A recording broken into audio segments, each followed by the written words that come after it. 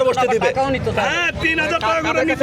আরে ভাই এটা হলিডে মার্কেটের এখন কথা শুনেন, বলতেছে। এর পেছনে আবার অন্য অন্য কারণও থাকতে পারে। আমার যেটা মনে হয় মানে সব কারণে এটাও হইতে পারে, আমি শিওর না।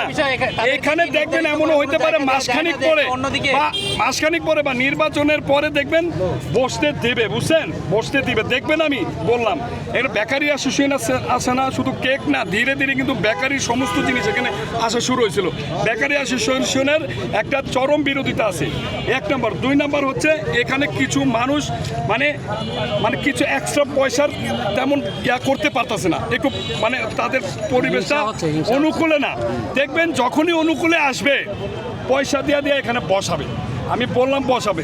এখন পর্যন্ত কাকে টাকা দিচ্ছেন? টাকা এখনো পর্যন্ত কেউ নেয় না। উনি যে টাকার কথা বলতেছে সেটা হলিডে মার্কেটের কথা বলতেছে, 5 আগস্টের আগে হইতো, কিন্তু 5 আগস্টের পরে এখানে কাউকে টাকা দিয়ে এখানে তারা ব্যবসা করে নাই। কারণই তো এটা।